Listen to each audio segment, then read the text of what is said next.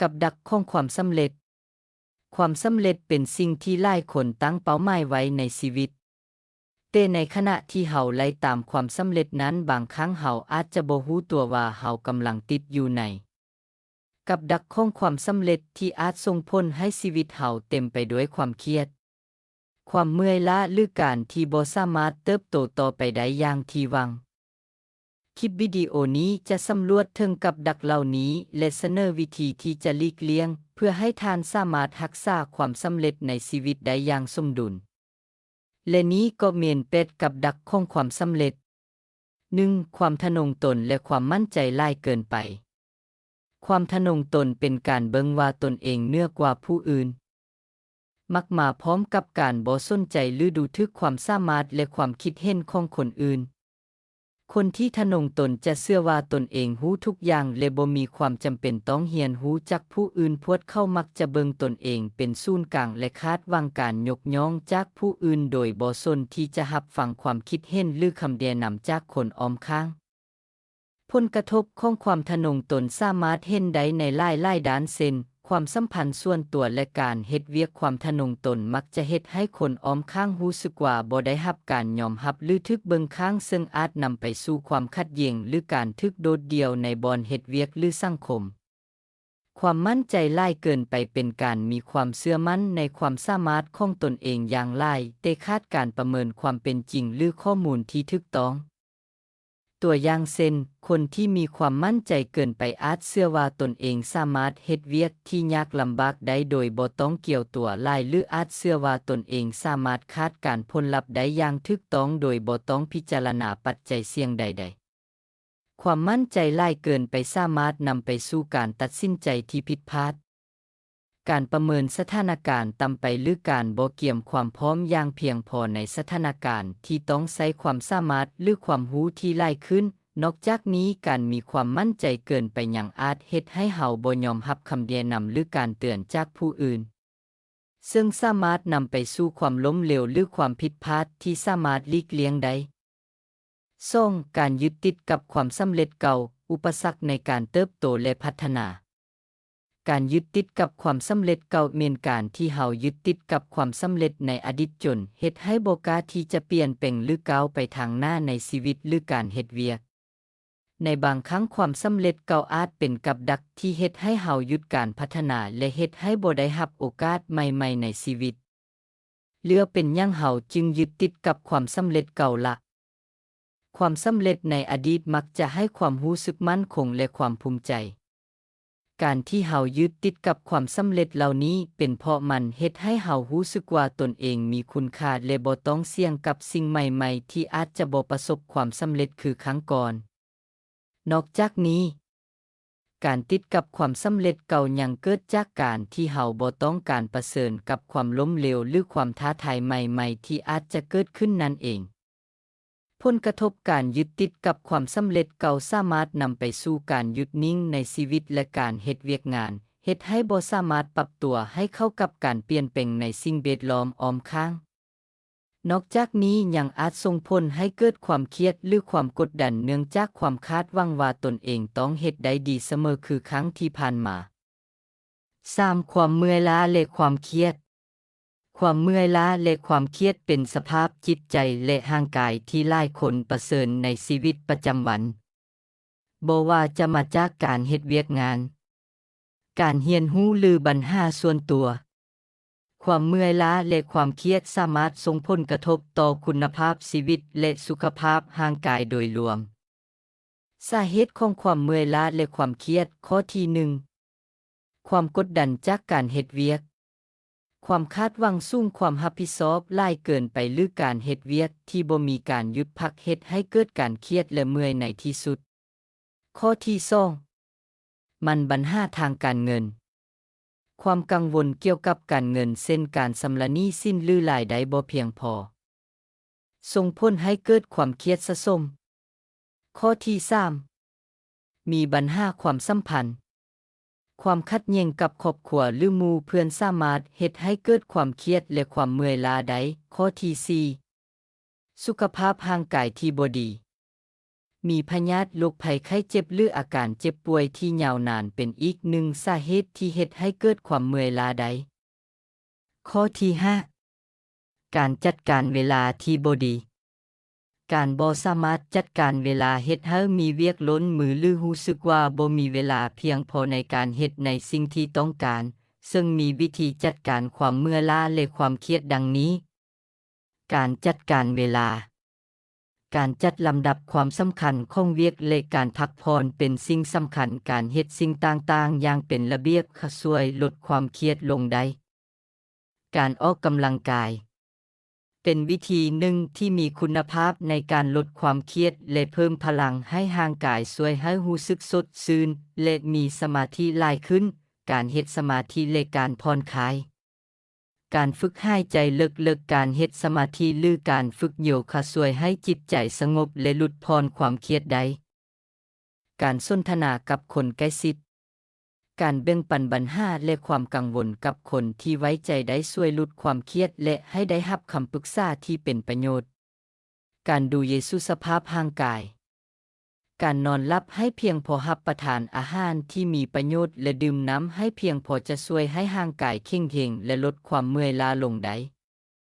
การพักผ่อนและเฮ็ดกิจกรรมที่มัก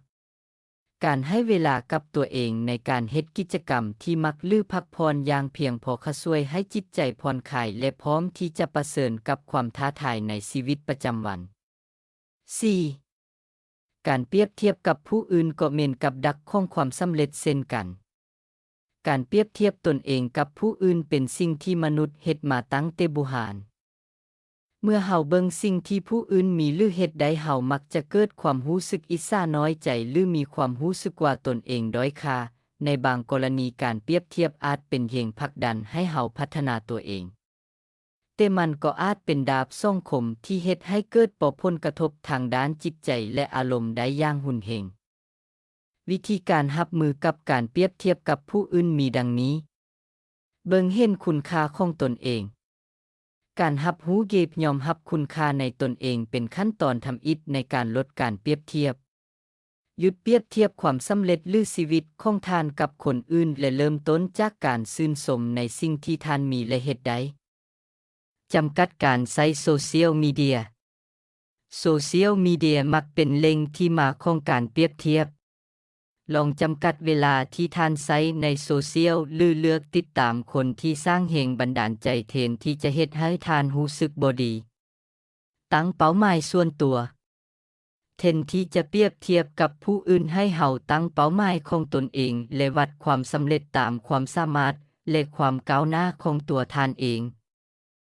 สร้างความสัมพันธ์ที่สนับสนุนการมีคนอ้อมข้างที่เข้าใจและสนับสนุนเฮาจะช่วยลดการเปรียบเทียบและสร้างความมั่นใจในตัวเองให้หลายขึ้น 5. ความย้านที่จะล้มเหลวอีกครั้งกฎเมียนหนึ่งในกับดักของความสำเร็จความล้มเหลวเป็นประสบการณ์ที่บ่มีไผอยากประสบแต่ในชีวิตของเฮาทุกคนต่างก็เคยประเสริญกับความล้มเหลวมาแล้วความย้านที่จะล้มเหลวอีกเทื่อจึงเป็นสิ่งที่เกิดขึ้นได้เสมอและมันสามารถเป็นอุปสรรคใหญ่ในการเดินหน้าสู่ความสำเร็จในอนาคตได้ถ้าเฮาบ่สามารถจัดการกับมันได้อย่างเหมาะสมซึ่งมีวิธีการเอาชนะความย้านที่จะล้มเหลวดังนี้วิธีที่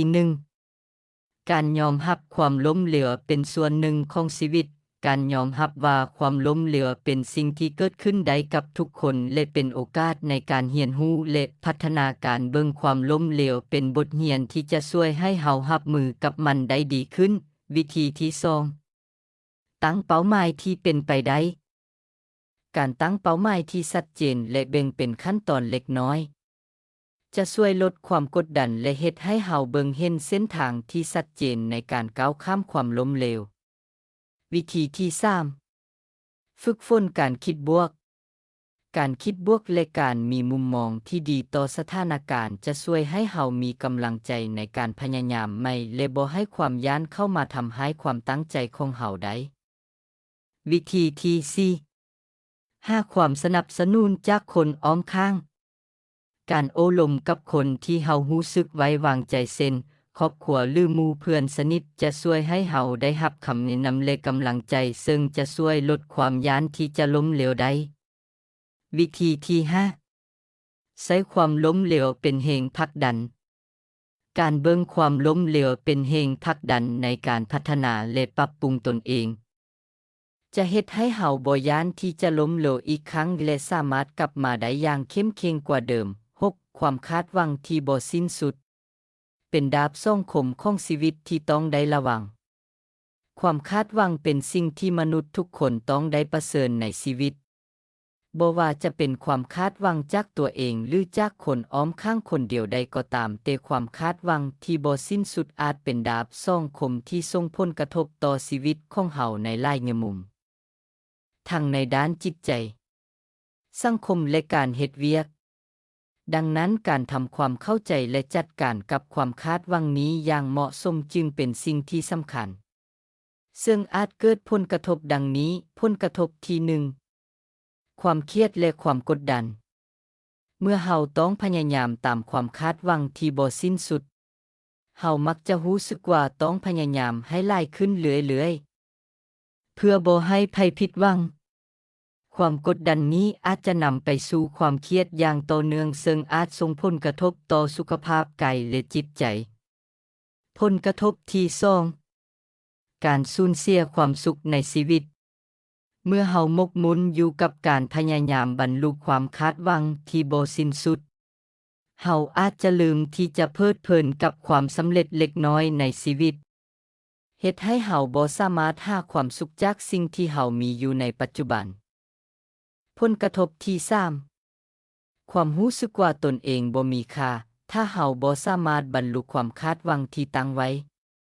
เฮาอาจจะรู้สึกว่าตนเองบ่มีค่าซึ่งอาจจะนำไปสู่ความรู้สึกหดหู่และการสูญเสียความมั่นใจในตนเองซึ่งมีวิธีจัดการกับผลกระทบจากความคาดหวังที่บ่สิ้นสุดดังนี้วิธีที่1การตั้งเป้าหมายที่เป็นจริงการตั้งเป้าหมายที่ชัดเจนและเป็นไปได้จะช่วยลดความกดดันและเฮ็ดให้เฮาเบิ่งความสำเร็จได้อย่างชัดเจนขึ้นการเบ่งเป้าหมายให้อยู่ในระดับที่สามารถบรรลุได้จะช่วยให้เฮารู้สึกมีความสุขและพอใจในความสำเร็จที่เฮ็ดได้วิธีที่2การปรับความคาดหวังให้เหมาะสมการเรียนรู้ที่จะปรับความคาดหวังของตนเองและคนอื่นให้เหมาะสมกับสถานการณ์จะช่วยลดความกดดันและความเครียดการรู้จักผ่อนคลายและบ่ยึดติดกับความสมบูรณ์เป็นสิ่งที่สำคัญที่จะช่วยให้เฮาใช้ชีวิตได้อย่างสมดุลและมีความสุขหลายขึ้นวิธีที่3การฝึกฝนการยอมรับในความบ่สมบูรณ์แบบบ่มีไผที่สามารถเฮ็ดทุกอย่างได้สมบูรณ์แบบการเรียนรู้ที่จะยอมรับความผิดพลาดและข้อจำกัดของตัวเองจะช่วยให้เฮารับมือกับความคาดหวังที่บ่สิ้นสุดได้ดียิ่งขึ้นการเบิ่งโลกในนี้และยอมรับในสิ่งที่เกิดขึ้นจะเฮ็ดให้เฮามีความสุขในชีวิตได้7การเสพติดกับความสำเร็จความสำเร็จเป็นสิ่งที่หลายคนใฝ่ฝันและเฮ็ดเวียกอย่างหนักเพื่อให้ได้มันมาเมื่อประสบความสำเร็จแล้วคนส่วนใหญ่มักจะรู้สึกภูมิใจและพอใจกับความพยายามที่เฮ็ดลงไปสำหรับบางคนความสำเร็จอาจเป็นสิ่งที่พวกเขาต้องการหลายขึ้นเรื่อยๆจนกลายเป็นการเสพติดที่ส่งผลกระทบต่อชีวิตทั้งในด้านการเฮ็ดเวียกและชีวิตส่วนตัวซึ่งส่งผลกระทบดังนี้ผลกระทบที่1ความเมื่อยล้าและความเครียดการพยายามอย่างต่อเนื่องเพื่อประสบความสำเร็จอาจนำไปสู่ความเมื่อยล้าอย่างหุนแหงและความเครียดซึ่งอาจส่งผลต่อสุขภาพกายและจิตใจผลกระทบที่2การละเลยชีวิตส่วนตัวคนที่เสพติดความสำเร็จมักจะทุ่มเทเวลาและพลังงานทั้งหมดให้กับการเฮ็ดเวียกเฮ็ดให้ละเลยชีวิตส่วนตัวครอบครัวและความสัมพันธ์กับคนอ้อมข้างผลกระทบที่3การสูญเสียความสุขในชีวิตเมื่อทุกๆอย่างมุ่งเน้นไปที่ความสำเร็จบุคคลนั้นอาจสูญเสียความสามารถในการเพลิดเพลินกับความสำเร็จเล็กน้อยในชีวิตและบ่สามารถหาความสุขได้จากสิ่งที่เคยรัก วิธีการรับมือกับการเสพติดความสำเร็จมี วิธีที่ 1. สร้างสมดุลในชีวิต การเรียนรู้ที่จะสร้างสมดุลระหว่างงานและชีวิตส่วนตัวเป็นสิ่งที่สำคัญพยายามจัดสรรเวลาให้กับครอบครัว หมู่เพื่อนและกิจกรรมที่เฮ็ดให้รู้สึกผ่อนคลาย วิธีที่ 2. การตั้งเป้าหมาย การตั้งเป้าหมายที่เป็นไปได้และมีความสมเหตุสมผลจะช่วยลดความกดดันและเฮ็ดให้เฮาสามารถม่วนซื่นกับขบวนการเฮ็ดเวียกได้หลายขึ้น วิธีที่ 3. การฝึกฝนการยอมรับในตัวเอง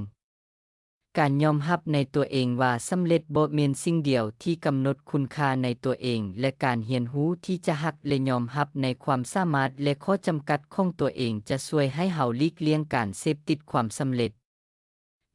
8. การลืมความหมายที่แท้จริงของชีวิต ความท้าทายของยุคสมัยใหม่ ในยุคที่ความสำเร็จและความมั่งคั่งกลายเป็นเป้าหมายหลักของชีวิต หลายคนอาจพบว่าตนเองกำลังลงลืมความหมายที่แท้จริงของชีวิตไป ความหมายของชีวิตบ่แม่นเพียงแต่การคิดไล่ความสำเร็จหรือความพอใจชั่วคราว แต่เป็นการค้นหาความสมดุล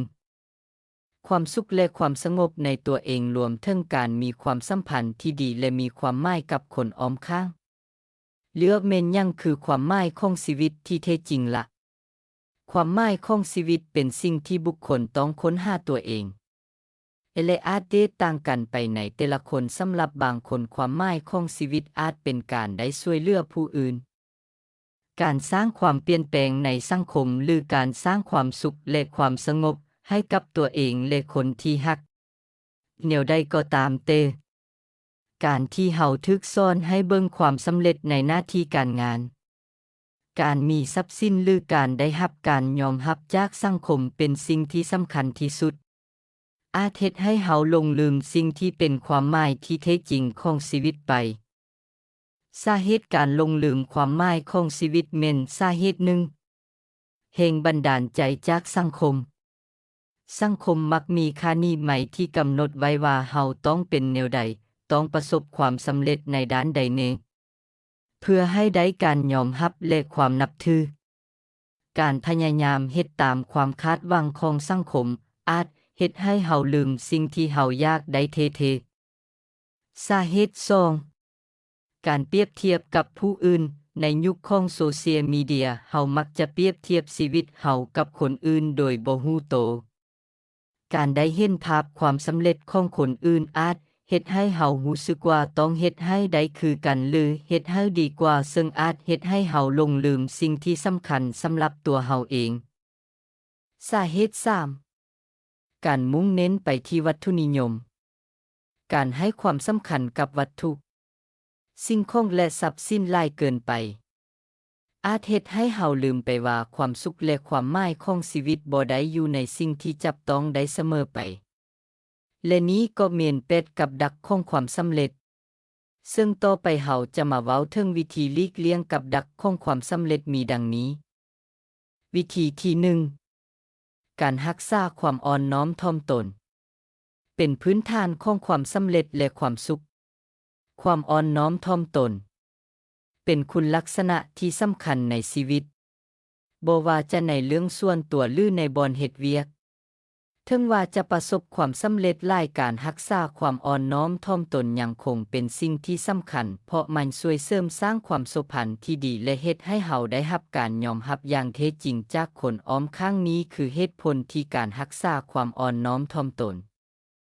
เป็นสิ่งที่มีค่าอย่างยิ่งในชีวิต 1. การยอมรับตัวเองและผู้อื่น การมีความอ่อนน้อมถ่อมตนเฮ็ดให้เฮาสามารถยอมรับตัวเองและผู้อื่นได้อย่างบ่อึดอัดและบ่มีอคติ มันเฮ็ดให้เฮาเบิ่งเห็นความสำคัญของการเรียนรู้และการเติบโตจากคนอ้อมข้าง ถึงว่าเฮาจะประสบความสำเร็จในบางด้านการที่เฮารู้จักให้เกียรติและยอมรับผู้อื่นก็เป็นสิ่งที่ช่วยให้เฮามีความสัมพันธ์ที่ดี 2. การเป็นผู้นำที่มีคุณค่า ผู้นำที่ดีมักจะมีความอ่อนน้อมถ่อมตนเพราะพวกเขารู้ว่าความสำเร็จบ่ได้เกิดจากความสามารถของตนเองเพียงอย่างเดียว แต่ แต่เกิดจากความร่วมมือและการสนับสนุนจากทีมงานและคนอ้อมข้างการแสดงความอ่อนน้อมถ่อมตนเฮ็ดให้ผู้นำสามารถสร้างความไว้วางใจและความเคารพอีกด้วย 3. การพัฒนาและเติบโตเปิดโอกาสให้เฮาเรียนรู้จากความผิดพลาดและประสบการณ์ที่ผ่านมาการที่เฮายอมรับว่าเฮาบ่สมบูรณ์แบบและยังมีพื้นที่ในการพัฒนาอยู่เสมอเฮ็ดให้เฮามีความสามารถในการปรับปรุงตนเองอย่างต่อเนื่องซึ่งเป็นสิ่งที่สำคัญต่อการเติบโตและความสำเร็จได้วิธีที่2การเบิ่งหาความท้าทายใหม่ๆกุญแจสู่การเติบโตและความสำเร็จการเบิ่งหาความท้าทายใหม่ๆเป็นสิ่งที่สำคัญในการพัฒนาตนเองและการประสบความสำเร็จในชีวิตความท้าทายใหม่ๆบ่เพียงแต่เป็นการเปิดโอกาสให้เฮาเรียนรู้และเติบโตแต่ยังช่วยให้เสริมสร้างความมั่นใจและความสามารถในการเผชิญหน้ากับสถานการณ์ต่างๆที่บ่คาดคิดนี้คือเหตุผลที่ว่าท่านควรเบิ่งหาสิ่งที่ท้าทายใหม่ๆอยู่เสมอ 1. การพัฒนาตนเองและเติบโตอย่างต่อเนื่องความท้าทายใหม่ๆเฮ็ดให้เฮาต้องออกจากเขตสบายของตนเองหรือเอิ้นว่าออกจากคอมฟอร์ตโซนซึ่งเป็นขบวนการที่เฮ็ดให้เฮาได้เรียนรู้สิ่งใหม่ๆและพัฒนาทักษะที่มีอยู่ความท้าทายเป็นเครื่องมือที่เฮ็ดให้เฮาก้าวไปทางหน้าบ่ว่าจะในด้านการเฮ็ดเวียกหรือชีวิตส่วนตัวการที่เฮาเผชิญกับความท้าทายใหม่ๆเฮ็ดให้เฮามีโอกาสในการพัฒนาตนเองและก้าวสู่ความสำเร็จในระยะยาว 2. เสริมสร้างความมั่นใจการเผชิญกับความท้าทายใหม่ๆช่วยเสริมสร้างความมั่นใจในตนเองเมื่อเฮาสามารถเอาชนะอุปสรรคหรือเฮ็ดสิ่งที่เคยคิดว่ายากที่จะสำเร็จได้ความมั่นใจของเฮาจะเพิ่มขึ้นการมีความมั่นใจเป็นสิ่งที่จำเป็นในการเผชิญกับความท้าทายที่ใหญ่กว่าในอนาคตและเฮ็ดให้เฮากล้าที่จะตัดสินใจและเฮ็ดในสิ่งใหม่ๆอย่างบ่ลังเล 3. การขยายมุมมองและเปิดโอกาสใหม่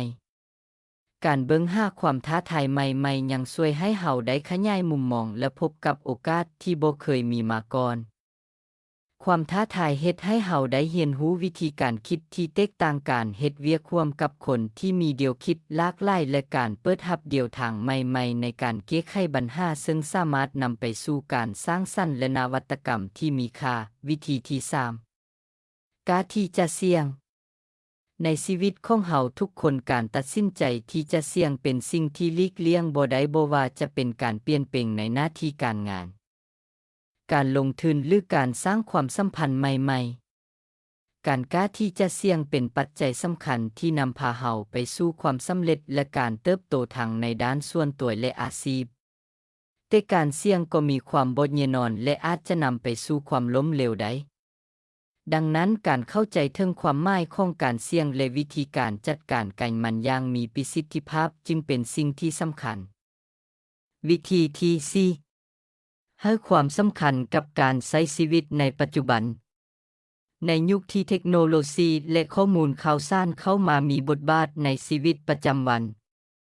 การให้ความสำคัญกับการใช้ชีวิตในปัจจุบันกลายเป็นสิ่งที่มีคุณค่าอย่างยิ่งหลายคนอาจเบิ่งข้ามช่วงเวลาปัจจุบันเพราะแต่กังวลกับอนาคตหรือเสียใจกับอดีต